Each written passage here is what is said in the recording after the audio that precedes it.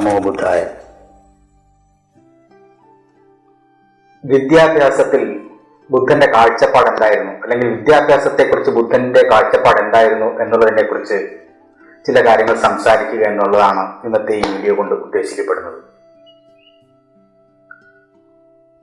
യഥാർത്ഥത്തിൽ ഈ സമൂഹത്തിൽ വിദ്യാഭ്യാസത്തിന് ശേഷിയില്ലാത്ത, പഠിക്കുവാൻ ബുദ്ധിയില്ലാത്ത, ജന്മസിദ്ധമായി തന്നെ കഴിവില്ലാത്ത ഏതെങ്കിലും ഒരു സമൂഹം ജനിക്കുന്നുണ്ടോ?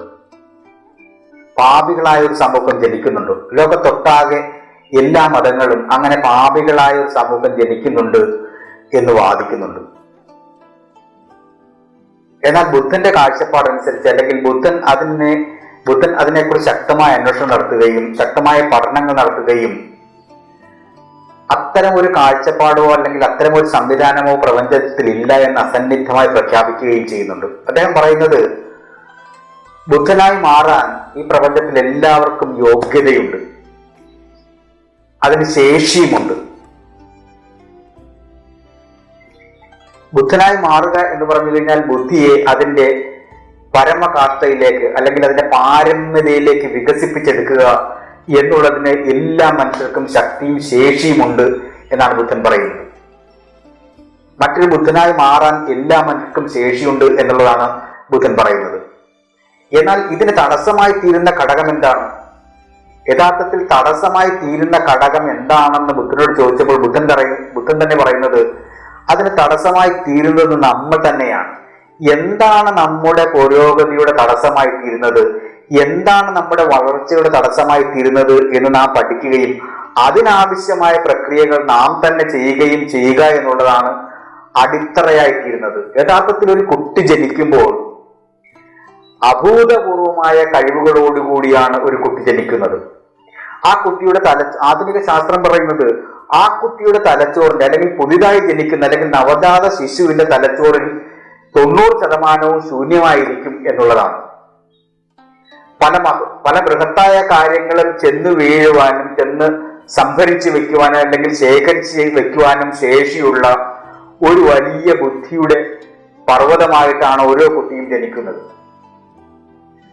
ആ ബുദ്ധിയുടെ ഇടങ്ങളിലേക്ക് അനാവശ്യമായ കാര്യങ്ങൾ പൊട്ടി നിറയ്ക്കുന്നതാണ്, അല്ലെങ്കിൽ അവന്റെ പുരോഗതിക്കും വളർച്ചയ്ക്കും ആവശ്യമായ കാര്യങ്ങൾ എത്തിച്ചേരാത്തതാണ് ഓരോ വ്യക്തിയുടെയും തടസ്സത്തിന് അടിസ്ഥാന കാരണമെന്നാണ് ബുദ്ധൻ പറയുന്നത്. വിദ്യാഭ്യാസവുമായി ബന്ധപ്പെട്ട്, അറിവുമായി ബന്ധപ്പെട്ട് ബുദ്ധൻ പറയുന്ന കാര്യങ്ങൾ അതാണ്.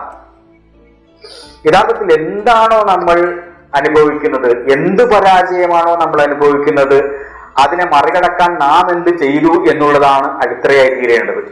ഇവിടെ ഏതെങ്കിലും പുണ്യഗ്രന്ഥങ്ങളുടെ തത്വങ്ങളോ മഹത്വവൽക്കരിക്കപ്പെട്ട വചനങ്ങളോ നാം മുഖവിലേക്ക് എടുക്കാതിരുന്നു കൊണ്ട് നാം നമ്മിൽ തന്നെ വിശ്വസിക്കുകയാണ് വേണ്ടത്. നമ്മുടെ പൊട്ടൻഷ്യൽ എന്താണെന്ന് മനസ്സിലാക്കുകയാണ് വേണ്ടത്. യഥാർത്ഥത്തിൽ ഈ പ്രപഞ്ചത്തിൽ അവൻ നിർമ്മിച്ചിരിക്കുന്ന എല്ലാ ഘടകങ്ങളും അവന്റെ തലച്ചോറിന്റെയും ബുദ്ധിയുടെയും മനസ്സിന്റെയും വികാസത്തിന്റെ ഭാഗമായി രൂപപ്പെട്ടതാണ്. അപ്പൊ നമ്മുടെ പുരോഗതിയെ തടസ്സപ്പെടുത്തുന്നതിന് ആവശ്യമായ കാര്യങ്ങൾ എന്തൊക്കെയാണോ, അല്ലെങ്കിൽ തടസ്സപ്പെടുത്തുന്നത് എന്തൊക്കെയാണോ, അതിനെതിരെ പ്രവർത്തിക്കുവാൻ നാം തയ്യാറാകുമ്പോഴാണ് നമുക്ക് പുരോഗതി ഉണ്ടാകുന്നത്. അപ്പോൾ ബുദ്ധിപരമായി കഴിവില്ലാത്ത, ചിന്താശേഷിയില്ലാത്ത, ജന്മസിദ്ധമായി കഴിവില്ലാത്ത ഒരു കുട്ടിയും ജനിക്കുന്നില്ല എന്ന് ആധുനിക ശാസ്ത്രം പഠിപ്പിക്കുന്നു, സൈക്കോളജി പഠിപ്പിക്കുന്നുണ്ട്, അല്ലെ, ആധുനിക മനഃശാസ്ത്രം പഠിപ്പിക്കുന്നുണ്ട്, കണ്ടെത്തലുകൾ നടത്തിയിട്ടുണ്ട്. ഒരു കുട്ടിയിലും അങ്ങനെ ഒരു പഠന വൈകല്യമോ ജന്മസിദ്ധമായ പരാജയമോ ഉണ്ടാകുന്നില്ല. യഥാർത്ഥത്തിൽ ജന്മസിദ്ധമായി രോഗാവസ്ഥയിലേക്ക് മാറ്റപ്പെടുന്ന കുട്ടികൾ ജനിക്കുന്നുണ്ട്. അത് ജനന വൈകല്യം എന്ന് നമുക്ക് പറയാം.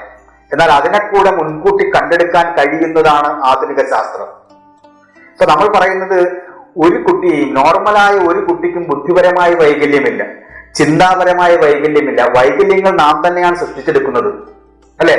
ശരിയായി വളരുവാൻ ആവശ്യമായ ഘടകങ്ങൾ കുട്ടികളിലേക്കും വ്യക്തികളിലേക്കും എത്തിച്ചു കൊടുക്കുകയും അത് മറികടക്കാൻ ആവശ്യമായ കാര്യങ്ങൾ അവരിലേക്ക് എത്തിച്ചു കൊടുക്കുകയും ചെയ്യുക വഴി ഏതൊരു കുട്ടിയും അതിസമർത്ഥനും ബുദ്ധിമാനുമായി വികസിക്കുമെന്നാണ് ബുദ്ധന്റെ പാഠം പറയുന്നത്. ബുദ്ധൻ അത് തന്നെയാണ് ലോകത്തെ പഠിപ്പിച്ചത്. എല്ലാ മതങ്ങളും പറയുന്നത് ചില പാപികളായ മനുഷ്യർ, ചില കഴിവില്ലാത്ത മനുഷ്യർ, ചില തിന്മയുടെ മനുഷ്യർ ഈ പ്രപഞ്ചത്തിൽ സൃഷ്ടിക്കപ്പെടുന്നു എന്നുള്ളതാണ്. യഥാർത്ഥത്തിൽ എല്ലാ പാപികളായ മനുഷ്യരും എല്ലാത്തരം തിന്മകൾ ചെയ്യുന്ന മനുഷ്യരും അവരുടെ സാഹചര്യങ്ങൾ കൊണ്ടോ അവരിൽ കൃത്യമായ പാഠങ്ങൾ എത്തിച്ചേരാത്തത് കൊണ്ടോ അവരുടെ വളർത്തുദോഷം കൊണ്ടോ ഒക്കെയാണ് സംഭവിക്കുന്നത്.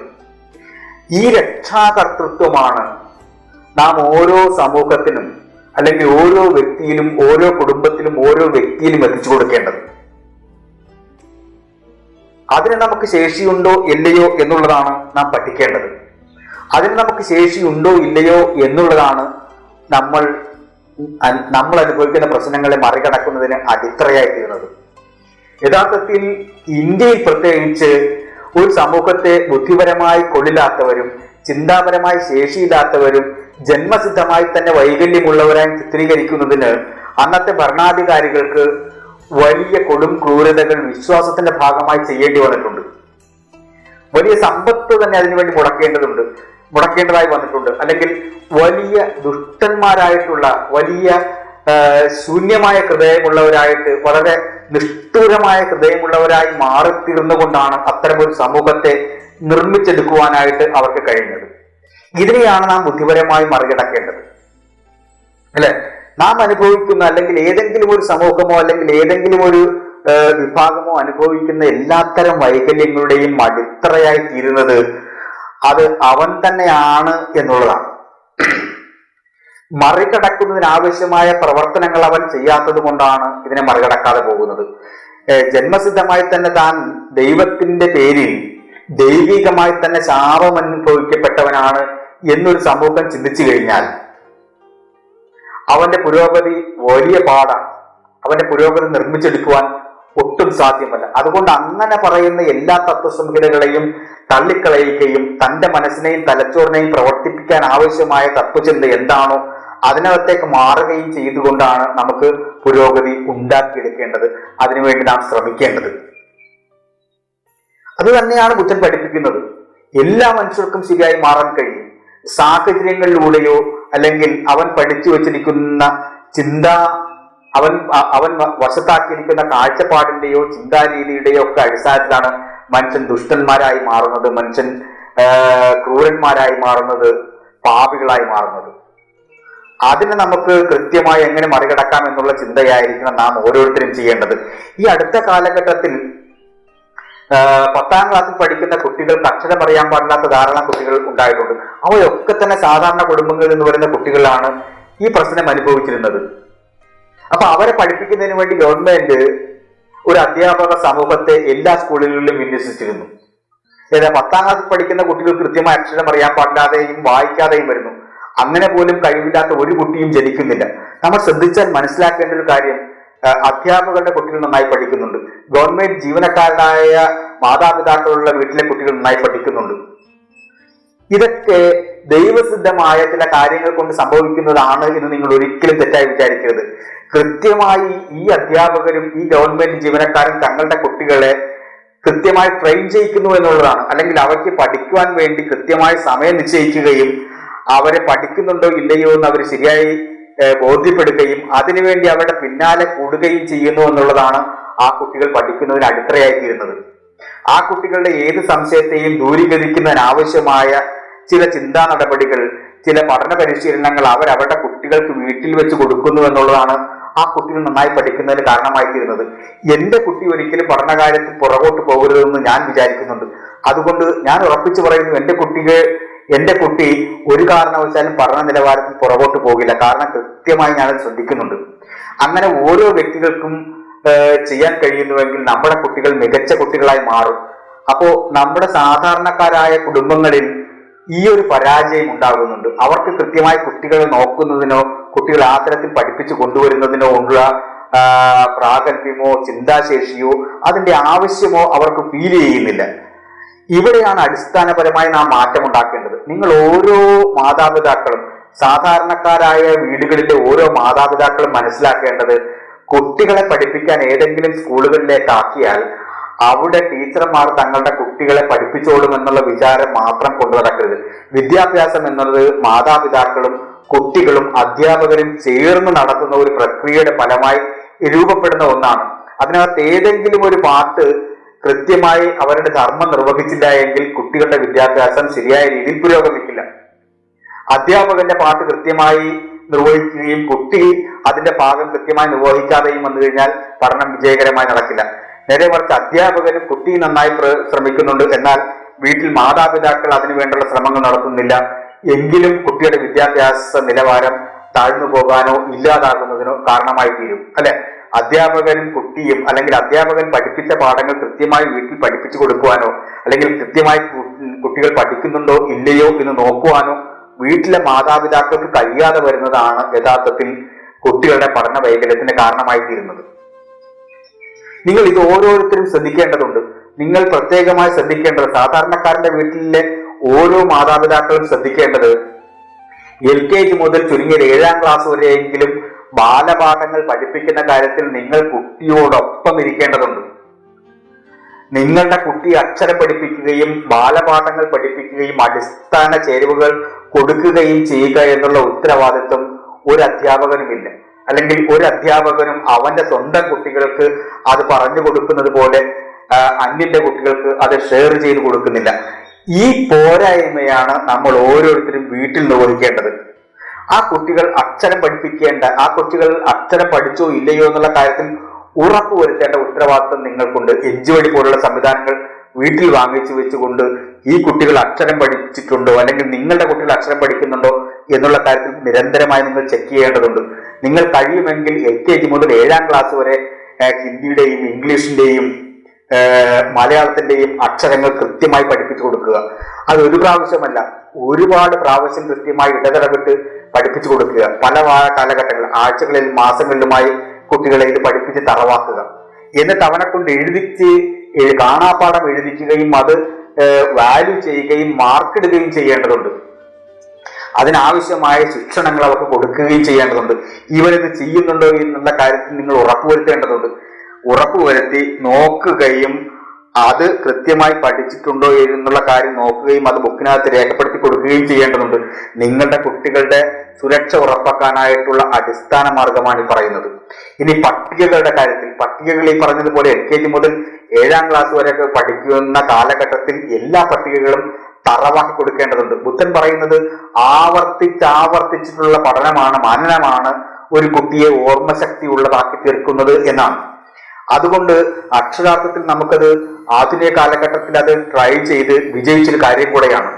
അല്ലെ, നമ്മൾക്കൊക്കെ മനസ്സിലാകുന്ന കാര്യങ്ങളാണ്. അതുകൊണ്ട് പട്ടികകൾ ആവർത്തിച്ച് പഠിക്കുകയും അത് പഠിച്ചോ ഇല്ലയോ എന്ന് കുട്ടികളെ അടുത്തിരുത്തി ചെക്ക് ചെയ്യേണ്ട ഉത്തരവാദിത്വം നിങ്ങൾക്കുണ്ട്. ഒരു പ്രാവശ്യമല്ല, ഒരുപാട് പ്രാവശ്യം. അല്ലെ, വർഷങ്ങളിലൂടെ നീണ്ട രീതിയിൽ, ചുരുങ്ങിയ പക്ഷം 1 വർഷം നിരന്തരമായി നിങ്ങൾ ഇത് ആവർത്തിച്ചുകൊണ്ടിരിക്കേണ്ട. അവൻ പഠിച്ചുവെങ്കിൽ പോലും വീണ്ടും വീണ്ടും ആവർത്തിച്ചുകൊണ്ടേയിരിക്കണം. അങ്ങനെയാണെങ്കിൽ അവന്റെ തലച്ചോറിൽ അത് നിരന്തരമാവുകയും നിരന്തരം ഓർമ്മയിലേക്ക് എത്തിച്ചേരുകയും അവന്റെ തലച്ചോറിലേക്ക് അത് സ്ഥിരപ്രതിഷ്ഠ നേടുകയും ചെയ്യും. ഇവ നിങ്ങൾ ശ്രദ്ധിക്കേണ്ടതുണ്ട്. അല്ലെ, അതിനോടൊപ്പം തന്നെ ഗുണനം, ഹരണം, അല്ലെ, കുറയ്ക്കാൻ, ഹരിക്കാൻ, ഈ കാര്യങ്ങളൊക്കെ കുട്ടികൾ പഠിച്ചോ ഇല്ലയോ എന്നുള്ള കാര്യം നിങ്ങൾ ഉറപ്പിക്കേണ്ടതുണ്ട്. അത് പഠിപ്പിക്കാൻ ആവശ്യമായ കാര്യങ്ങൾ നിങ്ങൾ ചെയ്യേണ്ടതുണ്ട്. ഇന്നത്തെ കാലഘട്ടത്തിൽ നവമാധ്യമങ്ങളിലൂടെ, യൂട്യൂബിലൂടെയും മറ്റും ഗുണനം, ഹരണം, കുറയ്ക്കൽ ഇവയുമായി ബന്ധപ്പെട്ട്, ഗുണനം, ഹരണം, വ്യവകരണം ഇവയുമായി ബന്ധപ്പെട്ട് സാധാരണ എല്ലാവർക്കും മനസ്സിലാക്കാൻ കഴിയുന്ന സിമ്പിൾ ആയിട്ടുള്ള പാഠങ്ങൾ യൂട്യൂബിൽ ലഭ്യമാണ്. അപ്പൊ നിങ്ങൾ അതെടുത്ത് വെച്ചുകൊണ്ട്, മുതിർന്നവരായ നിങ്ങൾ അതെടുത്ത് വെച്ചുകൊണ്ട് കുട്ടികളെ അത് പഠിക്കാൻ പറയേണ്ടതുണ്ട്, പഠിപ്പിക്കേണ്ടതുണ്ട്, പഠിച്ചവനെ കൊണ്ട് ചെയ്യിച്ച് കാണിക്കേണ്ടതുണ്ട്. ഇത് നിരന്തരമായി ചെയ്തു കൊടുക്കേണ്ടതുണ്ട്. ഇത്തരം കാര്യങ്ങളിൽ ഒരു നൈരന്തര്യം ഉണ്ടാക്കാൻ വേണ്ടി കൃത്യമായി കുട്ടികൾ പഠിച്ചിട്ടുണ്ടോ ഇല്ലയോ എന്ന് നോക്കാനായിട്ട് ഒരു അധ്യാപകനും ശ്രമിക്കാറില്ല, മെനക്കെടാറില്ല. അല്ലെങ്കിൽ 10ഓ 40ഓ കുട്ടികൾ ഇരിക്കുന്നവർ ഇടയിൽ ഓരോ കുട്ടിയും ഇത്തരം കാര്യങ്ങൾ പഠിച്ചോ ഇല്ലയോ എന്ന് ചെക്ക് ചെയ്യാനായിട്ട് ഇവർക്ക് സാധ്യതയില്ലാതെ വരും. അപ്പൊ അതുകൊണ്ട് നിങ്ങളുടെ കുട്ടികൾ ഇത് പഠിച്ചിട്ടുണ്ടോ, അതിൽ കഴിവുള്ളവരായി തീർന്നിട്ടുണ്ടോ എന്ന് നിങ്ങൾ നിരന്തരമായി ശ്രദ്ധിച്ചുകൊണ്ടേയിരിക്കേണ്ടതുണ്ട്. ഇനി നിങ്ങൾ ശ്രദ്ധിക്കേണ്ട മറ്റൊരു കാര്യം, കുട്ടികൾ 10ാം ക്ലാസ് പഠിച്ചിറങ്ങിയ കുട്ടികൾക്ക് 10 വാക്ക് ഇംഗ്ലീഷിൽ എഴുതാൻ അറിയില്ല, 10 ഹിന്ദി വാക്ക് പറയാൻ അറിയില്ല, 10 മലയാളം വാക്കിന്റെ ഗഹനമായ അർത്ഥം പറയാൻ അറിയാൻ പാടില്ലാത്ത ധാരാളം സംഭവങ്ങൾ, അല്ലെങ്കിൽ ഒരുപാട് സംഭവങ്ങളാണ് ഉണ്ടാകുന്നത്. ഇതിൽ ഏറ്റവും അധികം സഫർ ചെയ്യുന്നത്, അത്തരം കാര്യങ്ങൾ അനുഭവിക്കേണ്ടി വരുന്നത് സാധാരണക്കാരന്റെ വീട്ടിലെ കുട്ടികളാണ്. ഇതിന് നിങ്ങൾക്ക് ചെയ്യാവുന്ന ഒരു കാര്യം, നിങ്ങളുടെ കുട്ടികൾക്ക് ഇംഗ്ലീഷ് വാക്ക് പഠിക്കുവാൻ വേണ്ടിയിട്ട് ഇന്ന് മൊബൈലിലും മറ്റും ധാരാളം ഇംഗ്ലീഷ് മലയാളം ഡിക്ഷണറികൾ ലഭ്യമാകുന്നുണ്ട്. ഈ ഇംഗ്ലീഷ് മലയാളം ഡിക്ഷണറികൾ ഡൗൺലോഡ് ചെയ്യുകയും 10 വാക്ക് ഓരോ ആഴ്ചയും പഠിക്കുവാൻ ഈ കുട്ടികളോട് പറയുകയും അത് പഠിച്ച് കേൾപ്പിക്കുകയും എഴുതുകയും അത് ശരിയിട്ട് കൊടുക്കുകയും അതിന് മാർക്കിട്ട് കൊടുക്കുകയും ചെയ്യേണ്ടതുണ്ട്. പഠിച്ചവ വീണ്ടും ആവർത്തിക്കേണ്ടതുണ്ട്. അങ്ങനെ നിങ്ങൾ നിരന്തരമായി 7-8 വർഷക്കാലം ചെയ്യുകയാണെന്നുണ്ടെങ്കിൽ ആയിരക്കണക്കിന് വാക്കുകളാണ് കുട്ടികൾ പഠിക്കുന്നത്. വാക്കുകളുടെ ധാരാളിത്തം ഉണ്ടാകുന്നതോടുകൂടി ഇംഗ്ലീഷ് വായിച്ചാൽ മനസ്സിലാകുന്ന കുട്ടികളായി അവർ മാറും. അല്ലെ, ചെറിയ ക്ലാസ്സിലെ ഗ്രാമറുമായി ബന്ധപ്പെട്ട വിഷയങ്ങളൊക്കെ തന്നെ യൂട്യൂബിൽ ലഭ്യമാണ്. ഇവയെല്ലാം തുറന്നു വെച്ചുകൊണ്ട് കുട്ടികളെ കൃത്യമായ ഇടവേളയിൽ പഠിപ്പിക്കുവാൻ ഇരുത്തേണ്ടതിന്റെ ഉത്തരവാദിത്തം ഓരോ മാതാപിതാക്കൾക്കുമുണ്ട്. അവയെല്ലാം ചെയ്യാതെ അല്ലെങ്കിൽ കുട്ടികൾ ചെയ്യേണ്ട കാര്യങ്ങൾ ചെയ്യാതിരിക്കുവാനായിട്ട് നിങ്ങൾ കൊടുക്കുന്ന അവസരമല്ല യഥാർത്ഥത്തിൽ സ്നേഹമെന്ന് നിങ്ങൾ മനസ്സിലാക്കേണ്ടതുണ്ട്. നിങ്ങൾ അങ്ങനെ കാണിക്കുന്ന സ്നേഹം കൊണ്ട് കുട്ടികൾ നാളെ അധപ്പതനത്തിലേക്കോ പരാജയത്തിലേക്കോ വന്നുപോയാൽ നിങ്ങൾ അന്ന് കാണിച്ചത് സ്നേഹമായിരുന്നില്ല എന്ന് തിരിച്ചറിയാൻ നിങ്ങൾക്ക് കഴിയണം. നിങ്ങൾ ഓരോരുത്തരും മനസ്സിലാക്കേണ്ടത് കുട്ടികളെ കൃത്യമായ അച്ചടക്കത്തിന്റെ ഭാഗമാക്കേണ്ടതുണ്ട്, ഡിസിപ്ലിന്റെ ഭാഗമാക്കേണ്ടതുണ്ട്. ബുദ്ധൻ ഡിസിപ്ലിന്റെ മനുഷ്യനായിരുന്നു, അച്ചടക്കത്തിന്റെ ആളായിരുന്നു. അതിനാവശ്യമായത് എന്തോ അത് നിങ്ങൾ കൊടുക്കേണ്ടതുണ്ട്. കുട്ടികളായിരിക്കുമ്പോൾ കുട്ടികൾക്ക് അത്യാവശ്യം ശിക്ഷയായിരിക്കും പാഠം. കാരണം നമ്മൾ പറയുന്ന ബൃഹത്തായ ചിന്തയും നമ്മൾ പറയുന്ന ബൃഹത്തായ കാഴ്ചപ്പാടുകളും നമ്മൾ പറയുന്ന ഫിലോസഫിയും കുട്ടികൾക്ക് മനസ്സിലാകണമെന്നില്ല. കുട്ടികൾക്ക് കളിക്കുവാനും ചിരിക്കുവാനും ബഹളം വയ്ക്കുവാനും വെറുതെ ഇരിക്കുവാനാണ് ഇഷ്ടം. യഥാർത്ഥത്തിൽ തലച്ചോറിന്റെ ഒരു പ്രത്യേകത തന്നെ അതിന് പണിയെടുക്കാതിരിക്കുക എന്നുള്ളതാണ്. അതുകൊണ്ടാണ് നമ്മൾ ഏറ്റവും കൂടുതൽ ആധുനിക ശാസ്ത്രം പറയുന്നതാണ് തലച്ചോറാണ് ഏറ്റവും അധികം നമ്മുടെ ശരീരത്തിൽ വർക്ക് ചെയ്യുന്നൊരു അവയവം. കാരണം ഈ ശരീരത്തെ മുഴുവനും നിരന്തരം പ്രവർത്തിപ്പിച്ചു കൊണ്ടിരിക്കേണ്ട ഉത്തരവാദിത്വം തലച്ചോറിനാണ്. അതുകൊണ്ട് തന്നെ മനുഷ്യൻ മടിയുള്ളവനായി മാറും. കാരണം തലച്ചോറ് വെറുതെ ഇരിക്കുവാൻ എപ്പോഴും നമ്മൾ നിർബന്ധിച്ചുകൊണ്ടേയിരിക്കും. എന്നാൽ തലച്ചോറിന് വെറുതെ ഇരിക്കുവാനായിട്ടുള്ള തലച്ചോറിന്റെ ശ്രമത്തെ മറികടക്കാൻ ശ്രമിക്കുന്നതാണ് നമ്മുടെ ബുദ്ധിവികാസത്തിന് അടിത്തറയായിത്തീരുന്നത്. അതുകൊണ്ട് നിങ്ങൾ കുട്ടികൾ കളിക്കുവാനും വെറുതെ ഇരിക്കുവാനും താല്പര്യം പ്രകടിപ്പിക്കുമ്പോൾ അതല്ല എന്ന് അറിയാൻ കഴിയുന്ന മുതിർന്നവരാണ് അവരെ പഠിപ്പിക്കുവാനിരുത്തേണ്ടത്. അവിടെ നിങ്ങൾ അവരോട് കൊഞ്ചിക്കുമ്പോൾ, അവരോട് സ്നേഹം കാണിക്കുമ്പോൾ അവന്റെ ഉത്തരവാദിത്വത്തിൽ നിന്ന് അവൻ മാറി നിൽക്കാൻ ശ്രമിക്കുന്നുണ്ടോ എന്ന് നിങ്ങൾ ഓരോരുത്തരും മനസ്സിലാക്കുകയും നിർബന്ധപൂർവം അവനോട് പഠിക്കുവാൻ ഇരുത്തുകയും അവനെ ഫോളോ അപ്പ് എന്ന നിലയിൽ അവനോടൊപ്പം ഇരിക്കുവാൻ നിങ്ങൾ തയ്യാറാകണം. അങ്ങനെ ചെയ്തു കഴിഞ്ഞാൽ നിങ്ങളുടെ കുട്ടികൾ പഠന നിലവാരത്തിൽ ഉന്നതിയിലേക്ക് എത്തുമെന്നുള്ള കാര്യത്തിൽ യാതൊരു തർക്കവുമില്ല. ആധുനിക കാലഘട്ടത്തിൽ പണ്ട് ഭരണാധികാരികൾ മനുഷ്യരായി പരിഗണിക്കാതിരുന്ന കാലഘട്ടങ്ങളൊക്കെ അസ്തമിച്ചു കഴിഞ്ഞു. ഇനി നമ്മൾക്ക് പ്രവർത്തിക്കുവാനും മുന്നോട്ട് പോകുവാനുള്ള അവസരവുമാണ്. അവിടെ കൃത്യമായി നാം എന്തു ചെയ്യണം എന്നുള്ളതിനെ കുറിച്ചുള്ള പാഠങ്ങൾ ഉണ്ടാവുകയും അത് നിങ്ങളുടെ കുട്ടികൾക്ക് എത്തിച്ചു കൊടുക്കുവാൻ കഴിയണം. അല്ലാതെ നമ്മൾ എത്ര കവല പ്രസംഗം നടത്തിക്കഴിഞ്ഞാലും നമ്മുടെ കുട്ടികൾ പുരോഗതിയിലേക്ക് പോവുകയില്ല. അടിസ്ഥാനപരമായ പാഠങ്ങൾ നിങ്ങൾ കണ്ടിട്ടില്ലേ? ബുർജ് ഖലീഫ, ആകാശം മുട്ടി നിൽക്കുന്ന ആ സൗധം നിർമ്മിക്കുന്നതിന് ആവശ്യമായ അടിത്തറ എത്ര മഹത്തരമായിട്ടാണ് അതിന്റെ അടിത്തറ നിർമ്മിച്ചിട്ടുള്ളത്. നാം കെട്ടിടങ്ങൾ പണിയുമ്പോൾ മേലേക്ക് ഭാരമേറിയ പലതും നിർമ്മിക്കുവാൻ ആവശ്യമായ അടിത്തറയാണ് നമ്മൾ നിർമ്മിക്കുന്നത്. അപ്പോൾ പഠനത്തിന്റെ ടൂളുകളാണ് ഞാൻ ഈ പറഞ്ഞവയെല്ലാം തന്നെ, പഠനത്തിന്റെ എക്യുപ്മെന്റുകളാണ് ഇവയെല്ലാം തന്നെ. പട്ടികകൾ, അക്ഷരങ്ങൾ, വാക്കുകൾ, വായിക്കുവാനുള്ള ശേഷി, ഇവയെല്ലാമാണ് യഥാർത്ഥത്തിൽ പഠനത്തിന്റെ ടൂളുകളായി വരുന്നത്. ഗുണനം, ഹരണം, വ്യവകലനം എന്നുവേണ്ട ഘടകങ്ങളെല്ലാമാണ് യഥാർത്ഥത്തിൽ കുട്ടിയെ മുന്നോട്ട് പോകുവാൻ പ്രാപ്തനാക്കുന്ന അടിസ്ഥാന ചേരുവകകൾ. അവ പഠിച്ചോ ഇല്ലയോ എന്ന് കുട്ടികളെ ശരിയായി ശ്രദ്ധിക്കുക എന്നുള്ളതാണ് നിങ്ങൾ ചെയ്യേണ്ട ഉത്തരവാദിത്വം. നിങ്ങൾക്ക് ആ കാര്യങ്ങൾ അറിയില്ലെങ്കിൽ യൂട്യൂബിലൂടെയും മറ്റും നിരന്തരമായ, നിത്യമായ, വളരെ സരളമായ രീതിയിൽ ധാരാളം ക്ലാസ്സുകൾ ലഭ്യമാണ്. അതെടുത്തു വെച്ചുകൊണ്ട് നിങ്ങളുടെ കുട്ടികളെ പഠിപ്പിക്കാനിരുത്തുക എന്നുള്ളത് നിങ്ങളുടെ ഉത്തരവാദിത്തത്തിന്റെ ഭാഗമാണ്. ഞാൻ ഒരിക്കൽ കൂടെ പറയുകയാണ്, കുട്ടികൾ അക്ഷരം പഠിച്ചോ ഇല്ലയോ എന്നുള്ള കാര്യം നിങ്ങൾ LKG മുതൽ 7ാം ക്ലാസ് വരെ ശ്രദ്ധിക്കേണ്ടതുണ്ട്. നിരന്തരമായി അവനെ പഠിപ്പിക്കേണ്ടതുണ്ട്. അത് പഠിച്ചോ ഇല്ലയോ എന്ന് ചെക്ക് ചെയ്യേണ്ടതുണ്ട്, എഴുതിപ്പിക്കേണ്ടതുണ്ട്. പട്ടികകൾ പഠിച്ചോ ഇല്ലയോ എന്നുള്ള കാര്യം നിങ്ങൾ LKG മുതൽ 7ാം ക്ലാസ് വരെ ശ്രദ്ധിക്കേണ്ടതുണ്ട്. നിരന്തരമായി ചോദിക്കുകയും നിരന്തരമായി എഴുതിപ്പിക്കുകയും പറയിപ്പിക്കുകയും ചെയ്യേണ്ടതുണ്ട്. വാക്കുകൾ പഠിച്ചോ ഇല്ലയോ എന്നുള്ള കാര്യം നിങ്ങൾ ശ്രദ്ധിക്കേണ്ടതുണ്ട്. നിങ്ങൾ ഡിക്ഷണറികളൊക്കെ ഡൗൺലോഡ് ചെയ്ത് വെച്ചുകൊണ്ട് നിരന്തരം ആഴ്ചയിൽ 10 വാക്കുകൾ പഠിപ്പിക്കുവാൻ അവനെ നിർബന്ധിക്കേണ്ടതുണ്ട്. അത് എഴുതി വാങ്ങിക്കണം അവനെ കൊണ്ട്, അത് റിപ്പീറ്റ് ചെയ്യണം, അല്ലെ, ഇത്തരം കാര്യങ്ങൾ ചെയ്യണം. ആ കുട്ടി പഠിക്കുന്ന പാഠപുസ്തകങ്ങൾ വായിപ്പിക്കണം, നിങ്ങൾ പല പ്രാവശ്യം വായിപ്പിക്കണം. വായിപ്പിക്കുമ്പോഴാണ് വായിക്കുവാനായിട്ടുള്ള അവന്റെ ശേഷി വർദ്ധിക്കുന്നത്. അതെല്ലാം നിങ്ങൾ കൂട്ടത്തിലിരുന്ന് ചെയ്തു കൊടുക്കേണ്ടതുണ്ട്. ഇത്തരം കാര്യങ്ങൾ ഗവൺമെന്റ് ജീവനക്കാരുടെ മക്കളുടെ വീട്ടിൽ സംഭവിക്കുന്നുണ്ട്, അധ്യാപകരുടെ മക്കളുടെ വീട്ടിൽ സംഭവിക്കുന്നുണ്ട്, പഠിക്കുന്ന എല്ലാ കുട്ടികളുടെ വീട്ടിലും അത് സംഭവിക്കുന്നുണ്ട്. എനിക്കറിയാവുന്ന ഒരുപാട് അധ്യാപകർ അവധിയെടുത്ത് പോയി കുട്ടികളെ പഠിപ്പിക്കാനിരിക്കുന്ന സംഭവങ്ങളുണ്ട്. അപ്പോൾ ഇതാണ് യഥാർത്ഥത്തിൽ വിദ്യാഭ്യാസത്തിന്റെ അടിത്തറയായിത്തീരുന്നത്. അപ്പോൾ എവിടെയാണോ നമ്മൾ പരാജയം അനുഭവിക്കുന്നത് അവയെ മറികടക്കാൻ ആവശ്യമായ ചിന്തകളാണ് നമ്മൾ ഡെവലപ്പ് ചെയ്യേണ്ടത്. അങ്ങനെ ഡെവലപ്പ് ചെയ്താൽ കൃത്യമായും കുട്ടികൾ വികാസത്തിലേക്ക് എത്തിച്ചേരുമെന്നുള്ള കാര്യത്തിൽ തർക്കമില്ല. നമ്മുടെ എല്ലാവരുടെയും വീട്ടുകളിൽ, അല്ലെങ്കിൽ പ്രത്യേകിച്ച് സാധാരണക്കാരന്റെ വീട്ടിൽ കുട്ടികളെ വല്ലാതെ സ്നേഹിക്കുന്നവരാണ്, അമിതമായി സ്നേഹിക്കുന്നവരാണ്. യഥാർത്ഥത്തിൽ സ്നേഹം എന്താണെന്ന് നാം മനസ്സിലാക്കേണ്ടതുണ്ട്. കുട്ടികൾ അവന്റെ ഉത്തരവാദിത്വത്തിൽ നിന്ന് ഒഴിഞ്ഞു പോകുവാനായിട്ട് നിങ്ങൾ കൊടുക്കുന്ന അവസരം ഒരർത്ഥത്തിലും സ്നേഹമായി പരിഗണിക്കാൻ പാടില്ല.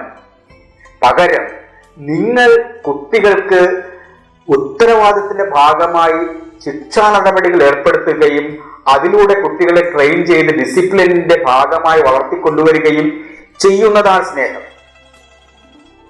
അങ്ങനെ നിങ്ങൾ ചെയ്യുമ്പോൾ നോക്കി നിൽക്കി അവന്റെ ടാലന്റ് വികസിക്കുന്നത് കാണാം, അവന്റെ ശക്തി, അവന്റെ കഴിവ് വികസിക്കുന്നത് കാണാൻ കഴിയും. അപ്പോൾ നിങ്ങൾ കൊടുക്കുന്ന അച്ചടക്കം, നിങ്ങൾ കൊടുക്കുന്ന ശാസന, നിങ്ങൾ കൊടുക്കുന്ന ശിക്ഷണം, നിങ്ങൾ കൊടുക്കുന്ന ശിക്ഷ, ഇവയെല്ലാം അവന്റെ പുരോഗതിക്ക് കാരണമായി തീരും. അങ്ങനെ കൊടുക്കുന്നതാണ് യഥാർത്ഥത്തിൽ സ്നേഹം. നേരെ മറിച്ച് അവൻ ചിടുങ്ങുമ്പോഴോ കൊഞ്ചുമ്പോഴോ എനിക്കിന്ന് പഠിക്കാൻ കഴിയില്ല, എനിക്കിന്ന് വായിക്കാൻ കഴിയില്ല എന്ന് പറയുമ്പോൾ അവനോടൊപ്പം ചേർന്ന് നിന്നുകൊണ്ട് അവന്റെ താല്പര്യങ്ങൾക്ക് വേണ്ടി കൈകോർക്കുകയും ചെയ്താൽ അതൊരിക്കലും നിങ്ങൾ അവനോട് കാണിക്കുന്ന സ്നേഹമായി തീരില്ല. കാരണം അവൻ ഇതെല്ലാം കഴിഞ്ഞ് 10ാം ക്ലാസ്സിലോ +2-ലോ എത്തിച്ചേരുമ്പോൾ കാര്യമായി പഠിക്കാൻ കഴിയില്ലാത്ത, ബേസിക് ഒന്നും കിട്ടാത്തൊരു കുട്ടിയായി മാറുകയും പരാജയത്തിലേക്ക് പോവുകയും സാധാരണക്കാരനായ ഒരുത്തനായി മാറുകയും ചെയ്താൽ അന്ന് നിങ്ങൾ കുട്ടികൾക്ക് കൊടുത്തിരുന്ന സ്നേഹം അടിസ്ഥാനപരമായി തെറ്റായിരുന്നു നമുക്ക് മനസ്സിലാക്കേണ്ടി വരും. അപ്പോൾ സ്നേഹത്തെ മനസ്സിലാക്കുന്ന കാര്യത്തിൽ നമുക്ക് വീഴ്ച പറ്റിയിട്ടുണ്ട്. സാധാരണക്കാരന്റെ വീട്ടിലെ ഓരോ മാതാപിതാക്കൾക്കും സ്നേഹം എന്താണെന്ന് മനസ്സിലാക്കുന്നതിൽ വലിയ പരാജയം ഉണ്ടായിട്ടുണ്ട്. കുട്ടികൾ പഠിക്കാതിരിക്കുന്നതിനോ വെറുതെ ഇരിക്കുന്നതിനോ കളിക്കാൻ പോകുന്നതിനോ നിങ്ങൾ കൊടുക്കുന്ന അനുവാദം അവന്റെ പഠനത്തെ നെഗറ്റീവായി ബാധിക്കുന്നുവെങ്കിൽ അത് തടയേണ്ട ഉത്തരവാദിത്വം നിങ്ങൾക്കുണ്ട്. നേരെ മറിച്ച് നിങ്ങൾ മനസ്സിലാക്കേണ്ടത് ചില റിവാർഡിംഗ് സമ്പ്രദായം അവനെ ഏർപ്പെടുത്താം. ഒരു വടി കൊണ്ട് അവനൊരു അടി കൊടുക്കുന്നതാണ് അവൻ ശരിയായി വരുന്നതിന് കാരണമായി തീരുന്നതെങ്കിൽ അത് ചെയ്യുന്നതിൽ യാതൊരു മടിയും നിങ്ങൾ ചെലുത്തേണ്ട കാര്യമില്ല. പഴയ കാലഘട്ടത്തിൽ കുട്ടികളെ അടി കൊടുത്തോ ഒക്കെ പഠനത്തിന്റെ ഭാഗമായി വികസിപ്പിച്ചെടുത്തിട്ടുണ്ട്. ഇന്ന് ഒരു മാതാപിതാക്കളും വടിയെടുക്കുവാനോ കുട്ടികളെ അത്തരത്തിൽ ശിക്ഷിക്കുവാനോ തയ്യാറായില്ല. പകരം അവിടെയൊക്കെ സ്നേഹമാണ് കൊടുക്കുന്നത്. എന്നാൽ ഈ സ്നേഹം കൊണ്ട് അവന്റെ ഉത്തരവാദിത്വത്തിലേക്ക് വരില്ല. ഞാൻ വീണ്ടും പറയുന്നത്, കുട്ടികൾക്കല്ല, മുതിർന്നവർക്കാണ് ലോകത്തിന്റെ കാര്യങ്ങളെക്കുറിച്ച് കൂടുതൽ അറിയുന്നത്. ലോകത്തിന്റെ വ്യവഹാരത്തെക്കുറിച്ച്, അതിന്റെ യാഥാർത്ഥ്യങ്ങളെക്കുറിച്ച് കൂടുതൽ ചിന്തിക്കുവാനും മനസ്സിലാക്കാനും കഴിയുന്നത് മാതാപിതാക്കൾക്കാണ്. അതുകൊണ്ട് കുട്ടികൾ പറയുന്ന കാര്യങ്ങൾക്കനുസരിച്ച് നിങ്ങൾ വഴിമാറിക്കൊടുക്കരുത്, അല്ലെ? പഠിക്കുന്ന കാര്യത്തിൽ പ്രത്യേകിച്ചും പഠിക്കുന്ന കാര്യത്തിൽ കൃത്യമായ ഒരു ചിട്ട നിങ്ങൾ ഡെവലപ്പ് ചെയ്യേണ്ടതുണ്ട്. ഈ കാര്യങ്ങൾ, ഞാൻ മുൻപേ പറഞ്ഞ കാര്യങ്ങൾ നിങ്ങൾ അവരോടൊപ്പം ചേർന്നിരിക്കേണ്ടതുണ്ട്. അവൻ അത്തരം കാര്യങ്ങൾ പഠിച്ചോ ഇല്ലയോ എന്നുള്ള കാര്യം നിങ്ങൾ ഉറപ്പുവരുത്തേണ്ടതുണ്ട്. അങ്ങനെ ഉറപ്പുവരുത്തിയാൽ നിങ്ങളുടെ ഒരു കുട്ടിയും ബുദ്ധിയില്ലാത്തവരായോ കഴിവില്ലാത്തവരായോ ഒന്നും മാറില്ല. നമ്മുടെ എല്ലാവരുടെയും മനസ്സിലൊരു വിചാരം, ഈ പറഞ്ഞതുപോലെ ചില ആൾക്കാർ സ്വർണ്ണക്കരണ്ടിയുമായി ജനിക്കുന്നു, ബുദ്ധിപരമായി വികസിക്കുവാൻ കഴിവുള്ളവരായി ജനിക്കുന്നു എന്നൊക്കെയാണ്. യഥാർത്ഥത്തിൽ നിങ്ങൾ അവരെല്ലാം ശ്രദ്ധിച്ചിട്ടില്ലേ? ഇവയെല്ലാം നേടിക്കൊണ്ടുവരുന്ന ഈ കുട്ടികളാകെ തന്നെ, അല്ലെങ്കിൽ അത്തരം കഴിവുകൾ നേടിക്കൊണ്ടുവരുന്ന കുട്ടികളാകെ തന്നെ എവിടെയെല്ലാം എന്തെല്ലാം അഴിമതികളും അക്രമങ്ങളുമാണ് നടത്തുന്നത്. അവയെല്ലാം നമ്മൾ മനസ്സിലാക്കേണ്ടതുണ്ട്. ഒരു ക്ലാസ് മുറിയിൽ പഠിപ്പിക്കുന്ന 7, 8, 12, 20 സബ്ജക്റ്റുകൾ മാത്രമല്ല ലോകത്തിലുള്ളത്. ഒരുപാട് അറിവുകളുണ്ട്. ഇവയിലൊക്കെ പ്രാഗൽഭ്യം നേടാൻ കഴിവുള്ളവരാണ് ഓരോ കുട്ടിയും. സയന്റിഫിക്കലായിട്ടും ഫിലോസഫിക്കലായിട്ടും സൈക്കോളജിക്കലായിട്ടും ഇത് പ്രൂവൺ ആണ്, തെളിയിക്കപ്പെട്ട കാര്യമാണ്. നിങ്ങൾ ഒരിക്കൽ കൂടെ മനസ്സിലാക്കേണ്ട ഒരു കാര്യം, ഒരു കുട്ടി ജനിക്കുമ്പോൾ അവന്റെ തലച്ചോറിന്റെ ഉള്ളിൽ പല ഭാഗങ്ങളും ശൂന്യമായി കിടക്കുകയായിരിക്കും.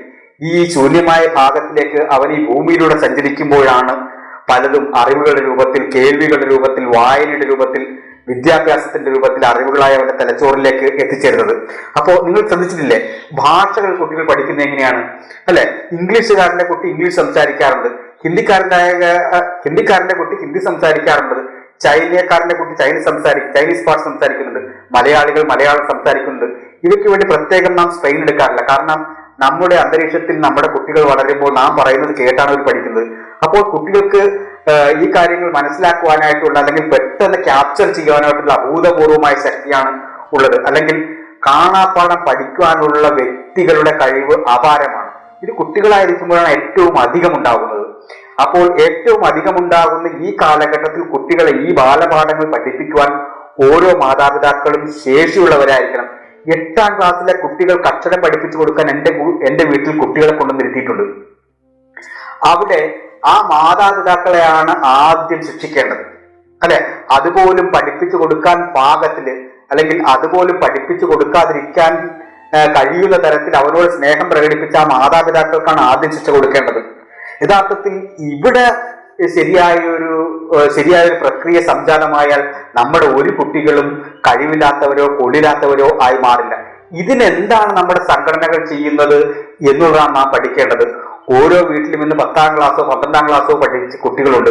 അവരിലേക്ക് ഇത്തരം കാര്യങ്ങൾ പഠിപ്പിച്ചോ ഇല്ലയോ എന്ന് നോക്കുന്നതിന് ആവശ്യമായ ഒരു ചെറിയ പഠന കരിക്കുലം ഉണ്ടാക്കുകയും അത് ഓരോ വീടുകളിലും ചെന്ന് നിന്നുകൊണ്ട് ഈ കുട്ടികൾ പഠിച്ചോ ഇല്ലയോ എന്ന് മോണിറ്റർ ചെയ്യുന്ന ഒരു സംവിധാനം ഉണ്ടാക്കുന്നതിന് വലിയ കാശൊന്നും വേണ്ട.